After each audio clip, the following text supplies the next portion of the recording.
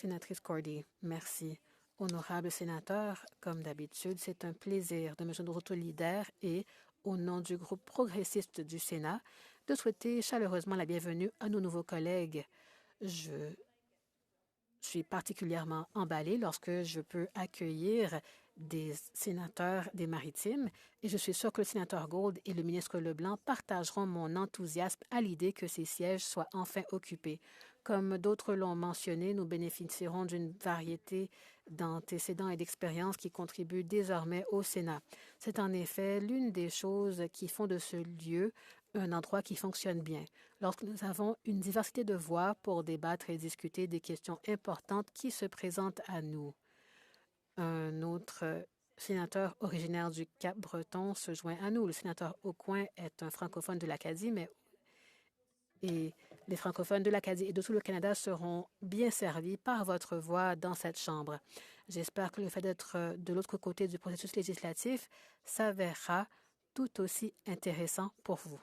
Sénatrice Kingston, vous arrivez avec une expérience législative ayant servi au niveau provincial et je suis très heureuse de voir votre service au nouveau néo-brunswickois se poursuivre ici, dans cette Chambre. Votre engagement passionné sera certainement bien accueilli ici et en tant qu'ancienne éducatrice, je suis certaine que votre engagement en faveur de l'éducation s'avérera également bénéfique. Sénateur McNair, vous avez de l'expérience des deux côtés du processus législatif ainsi que du processus politique. En combinant cette expérience avec votre dévouement à votre communauté, vous semblez être la personne idéale pour servir les Néo-Brunswickois ici au Sénat du Canada. Sénatrice Ross, je dois dire qu'il est toujours agréable de voir une femme aux commandes. Il est clair que votre dynamisme vous a permis d'aller loin et je suis ravie d'être aux premières loges pour assister à ce nouveau chapitre. Le large éventail et la profondeur du service communautaire que vous apportez tous avec vous sont vraiment impressionnants. J'étais impatiente d'avoir de nouvelles nominations, vous l'entendrez, mais je dois dire que l'attente en valait la peine. Comme d'autres l'ont déjà mentionné, vous nous rejoignez en effet à un moment particulièrement intéressant. Nous sommes sur le point d'entamer les dernières semaines de séance avant les vacances pour les fêtes. Comme je l'ai dit à d'autres avant vous, c'est une période où les séances peuvent devenir longues et la charge de travail peut s'alourdir, mais c'est aussi le moment où de nouvelles amitiés peuvent se forger.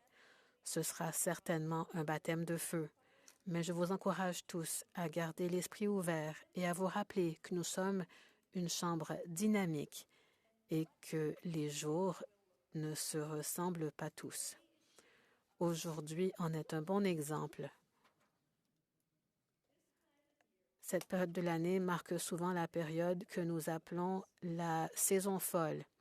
Et je tiens à vous assurer que ce n'est pas nécessairement l'image complète de notre travail ici. Il y aura certainement une courbe d'apprentissage, mais j'espère que vous savez que nous sommes tous impatients de vous aider à vous adapter à nos procédures et à nos pratiques. Les cérémonies d'assermentation nous rappellent souvent nos premiers pas et la sensation d'enthousiasme et l'aspect assommant que nous avons tous ressentis. Mais elles nous rappellent aussi le chemin parcouru et les conseils que nous pouvons vous donner alors que vous entamez chacun votre propre parcours ici.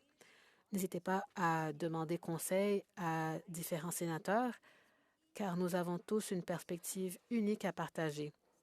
Sénateur Aucoin, sénatrice Kingston, sénateur McNair et sénatrice Ross, au nom du groupe progressiste du Sénat, j'ai le plaisir de vous souhaiter officiellement la bienvenue au Sénat du Canada. Nous avons hâte de travailler avec vous. Merci.